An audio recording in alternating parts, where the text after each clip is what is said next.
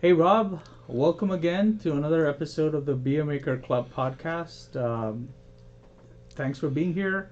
I thought I'd touch a little bit upon the name Be a Maker Club. The Be a Maker Club name comes from my previous business, which I set up, which is a children's makerspace called Be a Maker Club. Because I wanted people to be part of a club. We learned how to be a maker. And a large part of that philosophy, I did copy from you because you were the person who started a community makerspace in Upland, California. And I looked at your makerspace. I looked at several other makerspaces all around California. I physically went to them, interviewed people to try to understand how they work. What is the business model, so to speak, behind them? Because you have there's a variety of maker spaces. You have the community ones, you have the academic ones, then you have membership ones, which is just like a gym. And I thought what you're doing is very, very interesting because post COVID you're one of the few maker spaces that is still surviving. um, why do you think that is? Why do you think, like, what are your thoughts on the business model that your makerspace has versus other makerspaces out there? Well, in a nutshell, mine's different because I don't work for money. I don't need to because of the year I was born. So I could retire and I Right. could do this for free to enable other community members to make money. So I think that is one of the major differences. They have for-profit makerspaces and not-for-profit makerspaces. The for-profit, there's somebody who wants to make money for themselves. Yeah.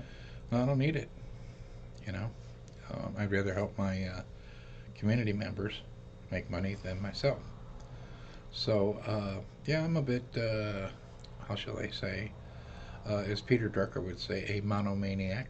I volunteer 84 hours a week, Mm-hmm. and I don't care if it's a for profit or a not for profit. Executive directors for not for profits, they do it for money. So, I haven't really found one. I'm sure they're out there that are all volunteer run. Right. Okay? And that's kind of what we are because what we do is we share. Now, the concept of sharing in this general area could be as old as, say, the packing house, where some farmers got together. They said, let's all chip in Mm-hmm. and we'll build a packing house. Wait, so this is the packing house in Claremont, right? Yeah, Claremont, in downtown Claremont Village, right? There's a place called the Packing House. And just for information, so that this was actually where, so Southern California, this specific part of Southern California was full of citrus, lemons and oranges, yes, and the packing house is where all of that produce would come and basically get packed to be shipped all around the world. And this yes. was what, 100 years ago or 200 years ago, maybe? I don't know, 150, I'm not sure. Okay. Yeah, so, we did that, so I'm kind of a copycat. And, some people would say, are you a for profit or a not for profit? But they fail to ask, can you organize as a co op? Mm. So you go to the internet and you look up co op, and you could find, I said, that's kind of close. That's kind of close to what I want to do. Um, Wait, so you were saying that the packing house was also like a co-op, right? yeah. And so what happened there? Well, the farmers in the area said we could all use this. Uh-huh. We could all, if we could sell more of our stuff. So let's all chip in and we'll build a packing house. And then we'll hire people so that they can put them in the boxes and what have you. And then we'll ship them. So that's the basics of a co op. Right, right. And the makerspace, in many ways, it's kind of like that too. However, I'm not one of the farmers who wanted to make a lot of money. I didn't need it, Right. for all of the advantages that baby boomers got. The big concept with a makerspace for me personally is that I always thought that, America was successful because they made things better for the next generation. Mm. Not the same as what they had, but better. Better. Right. So, you used to be able to go to college for free. You could buy a house for relative nothing, less Hmm. than twice your income, because they were high-paying jobs in the area, you know, and that went away. So now the thing that kind of gets to me and kind of hurts my feelings is that the median income, 50% of the people in Upland make $40,000 or less. Right. With that kind of money, you can't buy a house, you can't rent an apartment, you can't go to college, you can't do anything fun. You don't have enough money to go skiing or go to the beach or go to Disneyland. It used to Mm. be 25 bucks a day to go to Disneyland. So, you can't enjoy those same things. This provides this Makerspaces provide the tools and equipment to, we'll just say, to start an Etsy store. Right. Because if you're a student, like living in a dorm room, or you're in a shared apartment, how are you gonna find the money, right? The capital Yeah. and the space actually, uh, getting through all the insurance, negotiating with the landlord. I mean, those are pretty big, because again, I mentioned it early that at the start of the episode that I actually looked at your business model and then I started one of my own, and I recognized that that was like it was pretty painful, right? I had to find negotiate with the landlord. I had to come up with capital. They went through my credit history. Like there was a lot of those things. So that means those are all the traditional barriers to entry. Barriers to entry, significant thought concept. So you're right. You had the barriers to entry. I had some barriers to entry, but not that big relative Right. to. Right. And and I've said many times it goes back to maybe my childhood and what most people remember of their childhood is their parents said, "Share your toys." Mm. That's all I really do is I share my toys. Yeah. We talked a little bit about like because you mentioned your childhood, you were talking something about a bond raising and that how that event was very similar to what we're talking about, the sharing aspect. But at the same time, and I think what I'm trying to dig into a little bit deeper is how sharing and capitalism works together in this Sure. model, basically. Well, in the area that I grew up, it was actually my older brother John and his wife Joanna grew up on a farm. Okay, and they had a large 160 acres or something like that. So all the family members built their homes on this 160 acres, which is really a nice place. It looked out over a lake and all that. So the thing I can kind of recall from there was that somebody wanted to do a barn raising. Mm-hmm. So what's that mean? That means that people from the community they come over and they put up a barn. They build a structure, Okay. and they do it just out of the kindness of their heart to help another neighbor. Okay, Right. so they do that, and their reward is that they would have a dance at the end of it. Hmm. Okay. And so people would bring their fiddles over and play fiddles, and people would dance together Right. in the community, and that's kind of But the finale. importantly, the community did generate or essentially build an economic asset for an individual, though, right? I suppose we could do that maybe today. Uh-huh. We could build somebody a house, and I wish I could remember the name of it. Uh, Jimmy Carter is kind of famous for it. He's Okay. been building houses and giving them away for free people. Right. There's a place that's in this complex where contractors do that. They take leftover things Mm-hmm. and then they put them together and they go down and they work on a community project to build a house or something. The Right. last one I remember around here, I think it was over in Pomona, Uh-huh. but they gave some lady a house over there. So it's economic activity, but that's contractors doing it not for the Not money. for the money. Right. They just do it for the common good. Nice. So I kind of like those things. Yeah. So Makerspace is, to me, it's a combination of this and this and this and this and this and this, and this is kind of how it turned out. Yeah. And my observation is that your makerspace, you makers, why it's really different is, I mean, I'll describe the sort of four makerspaces. I, I guess, yeah, the four makerspace models that come to my mind. One is where it's funded by an academic institution. right? So it's part of the academic experience. All the rules and regulations of the academic institution apply to that. So there are, You mean that the students ultimately pay for it through tuition? of course, that's what I meant, but I'm saying that it's just like another lab. I feel not that to dilute the learning value, but the structure of it. We're talking about business models here. Then the second one is a membership-based model, which is like a gym. The organization is for profit. You provide a great experience, but that usually works for members who are already have enough money, right? So they're pooling together their money to get better value for their money. So that's a for-profit membership model. That's the second one. Then the third one, I think, which is probably yours. I know, which is where you are donating, but helping the community without expecting a financial return. Yeah, that's right. Right, and so why it's intriguing to my mind is there are kind of two parts to it. One is that you survived COVID, right? A lot of the membership ones, we're not talking about the academic ones today because they're completely different in terms of economics, but the membership ones and some of the even the for-profit ones haven't survived COVID, right? Which exposes how that business model quite doesn't work.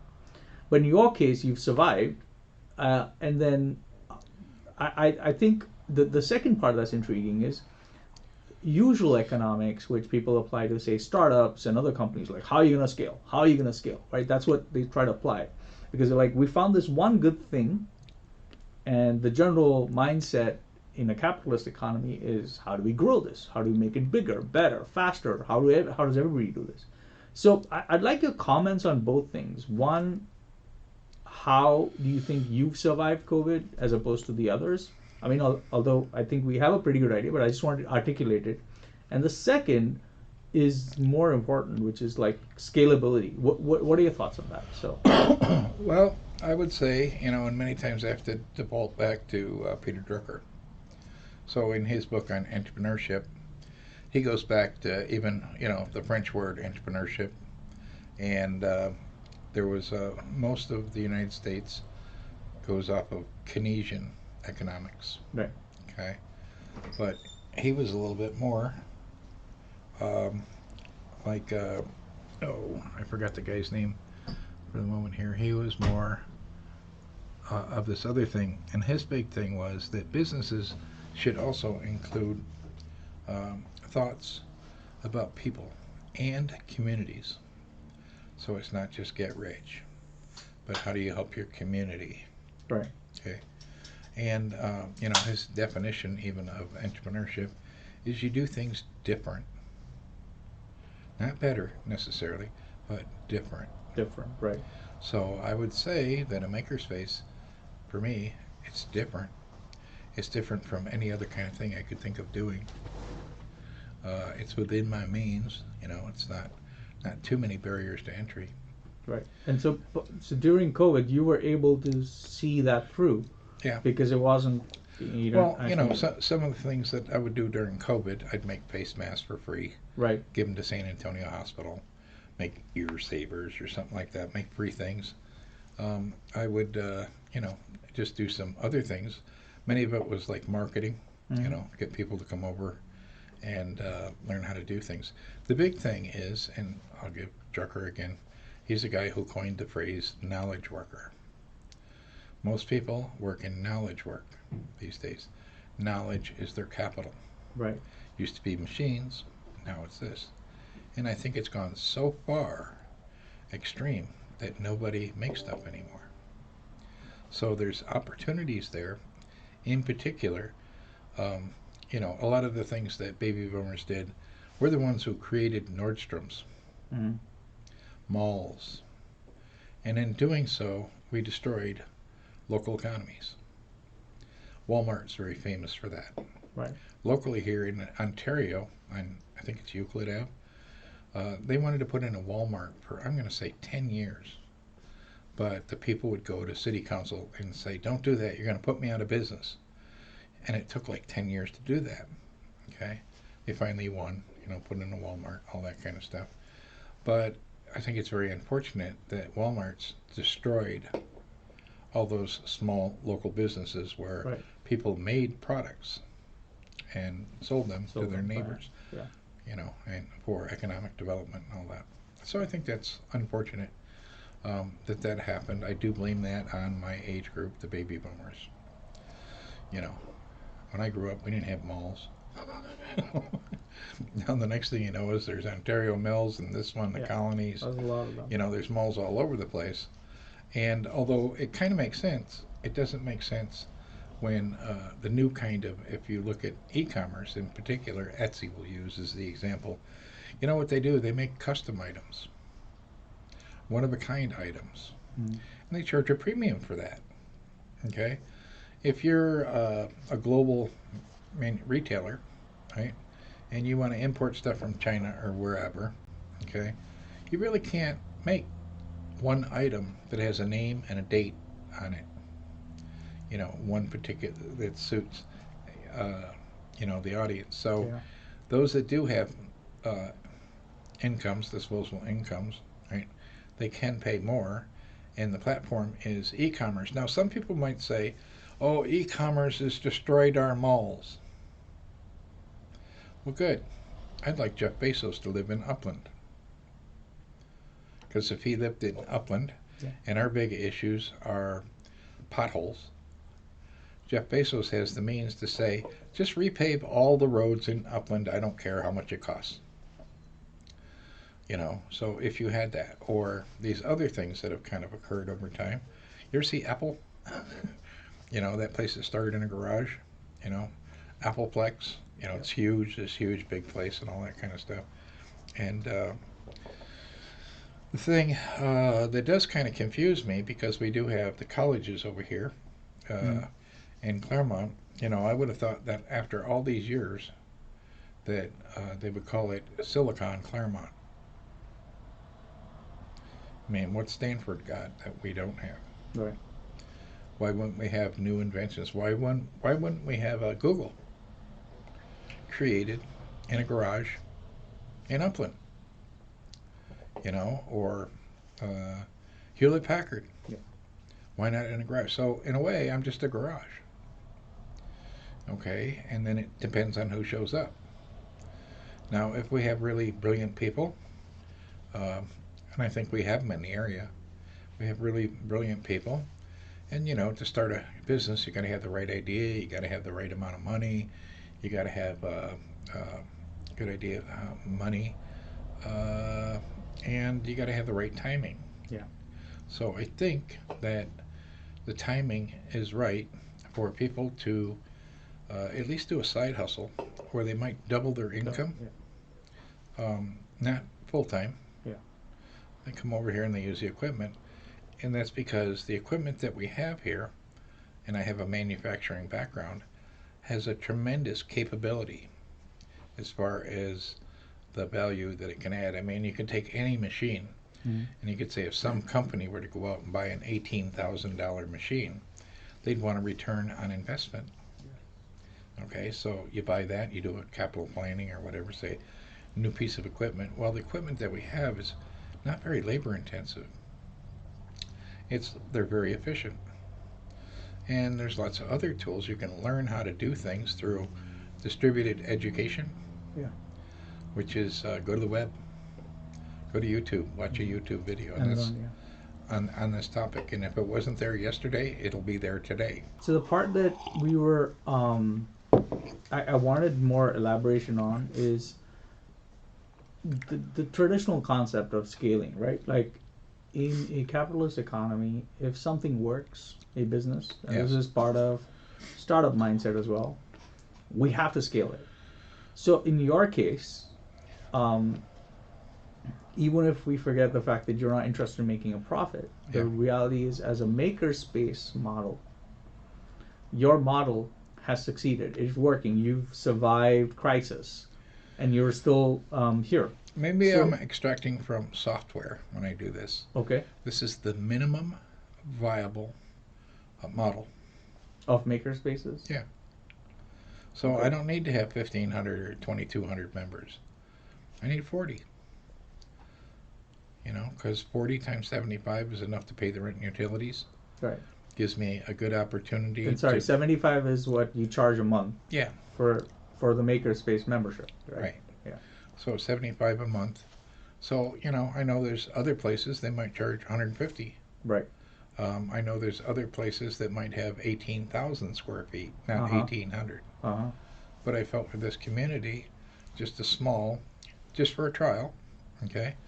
And we have room to grow. I mean, if I got 60 members, I'll get 2 buildings.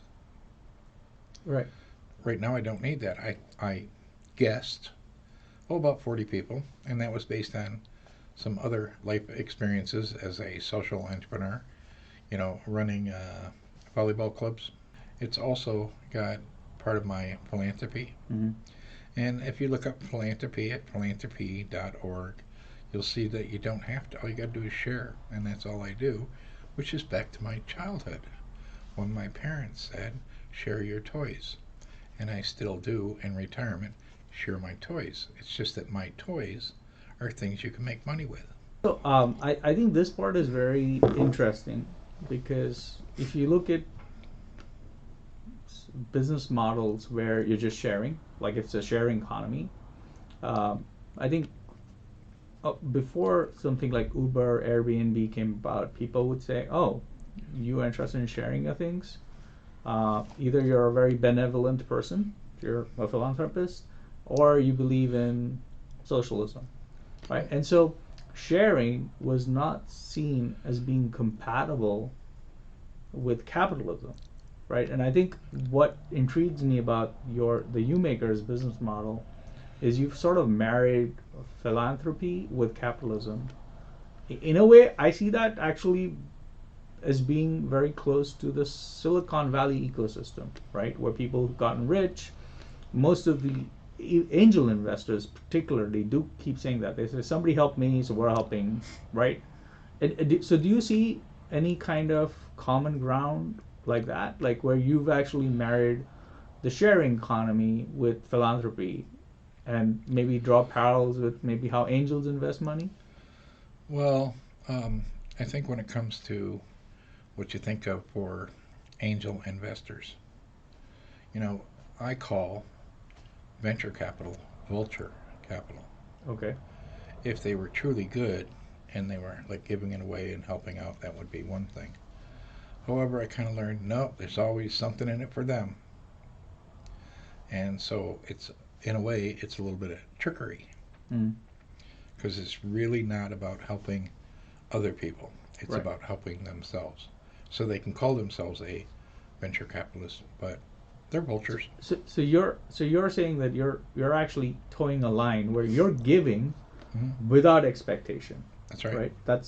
So when it comes to scalability, how like I mean people would argue, well, like I can't just give stuff away, Well, but I think what you'd have to do, and I'm not sure if it will ever exist, but you could recall a Steve Jobs 1 minute commercial, mhm, and he says, and he shows Picasso and this little guy, he shows these other famous people, you know, and he ends it with people who can change the world. Okay, they can make the world a better place. Makes sense to me. so Why don't I do it? It's just I don't really care to do this on a grand scale. right. I like to do this in my small little town here. Correct. Okay.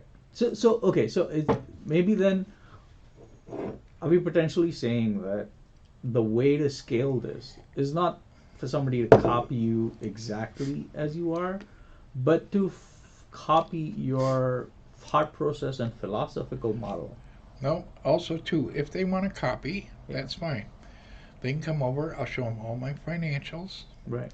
I'll show where the money comes from, the ins out. I'll even help them do, very popular these days, the one-page startup. Mm-hmm. Right? I'll help them, and then they can put their own thoughts into it, and I'll give my comments if they steer too far this way or steer too, I'll just say, that's fine. You're going to do what you're going to do. Yeah. And that might work because there are some for-profit makerspaces and it works for some. Yeah. And there are some not-for-profit and they work. They work too. Yeah. And there are some state-funded. Maryland has funded $1 million, $100,000 for 10 new makerspaces in Maryland because those people saw the economic value of it. Yeah. It doesn't mean they're going to see it in California. Right. It doesn't mean they're going to see it. It's just not there. Right. So, again, I always have to go back to a lot of what I do and what I've done for the last 25 years is really based on my education with Peter Drucker and another guy who did positive psychology.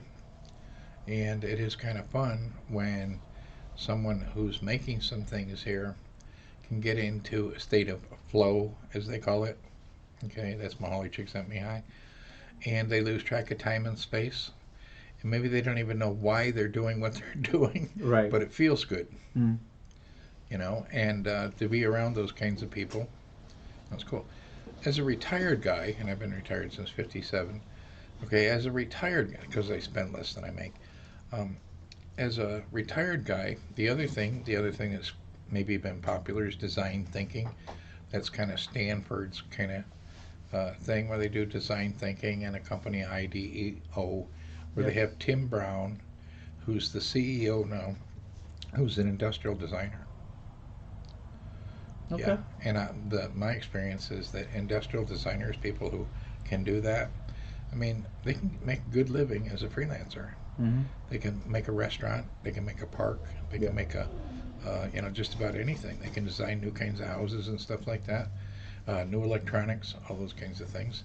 So that's about what we're closest to. And maybe a do-over for me is I would have liked to have been an industrial designer.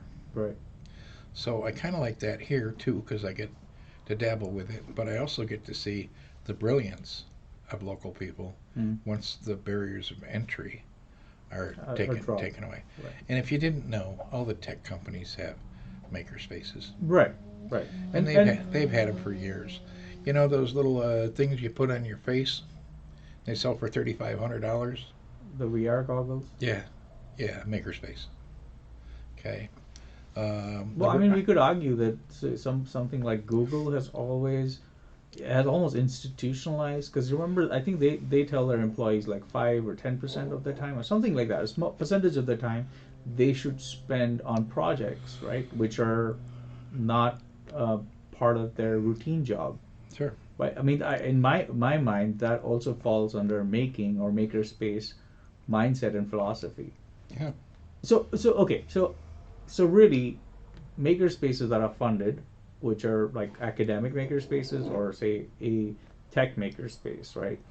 We can see how they sustain membership for profit. A great example is one here in Southern California called the Urban Workshop, right? The founder is a great guy. He runs a great makerspace, and that is also one of the places that has survived COVID, and it's actually doing pretty well. Then we have community makerspaces. I think one that is still here in California is called Hex Lab, which is community funded, right? And so there's a nonprofit group or a council that runs it. Yours is what's unique about yours is that you are the primary donor, but it's not big, right? And I think that's what's intriguing. So in order to scale something like yours, are we saying that we need to find retired people in communities that like making, and then ask them to just open up their tools? Maybe is that like I think because of baby boomers and the and I say the same things over and over again. It used to be, when they started Social Security, it used to be that people would work until they're 65. They'd walk the dog around the block for 2 years, and then they would croak. Right. And now the problem is we won't die. We might live to 80 or 90. And all the while we're collecting Social Security, that's not money that we put in the bank and it's coming back out. It's called the pay-go system. So it is current people, 18 to 65 years old, that pay out of their paycheck, and the companies, they pay into the system to pay for me to be on paid vacation for 30 years. Oh, yeah? How many younger people get 30 years of paid vacation? Right. So I just figured, why not do something to help other people? If nothing else, would it pay the 6.25%? The thing with Social Security, and it becomes a political hot cake every once in a while, somebody will bring it up, like we need to increase the age, okay? So that, so basically people are retired fewer years. Mm. If you work till you're 90, chances are you're not going to be retired for 30 years. I always have to kind of bring this back because it comes up from time to time. This guy, Karl Marx, said if you give people access to the means of production, they'll improve their lives. Right. So I think that, we don't often think of Karl Marx socialism Right. as philanthropy. I was inspired by what you did, and then I built a makerspace myself, right? With a very different audience. I was teaching kids primarily, because I had kids at the time, or I still have my kids, but they were really young at that time, and I felt that they need to learn how to make, and I couldn't find somewhere else, right? So I'm kind of going back to the scalability, right? So could we agree that, while viewing it from a very traditional economic lens of startup growth, maybe people might argue that this is not a scalable model, but because you've helped and inspired other people to start their own maker spaces, perhaps that is maybe a way of scaling, and that the basic ingredients for that, which is that people want to help other people and then they have excess economic capacity or philanthropy, is already there. So you're just bringing those things together, and that made sense to you, and now other people can do it too. Yeah, if you said with your kids and stuff like that, there's all kinds of them in grade schools now. Right. And even in high school, they have this thing, they used to call it shop class, right? Uh-huh. So if all the engineering schools have makerspaces, tell me why high school shop class is frowned upon. It should be they offer AP, advanced placement making, in high school, so that they too can submit and get into MIT. Right. Okay, as a path to get, and many people have done this. People in Africa. Yeah. They take junk and they make something out of it, Mm-hmm. and then they're 13 years old and they get a full ride to MIT.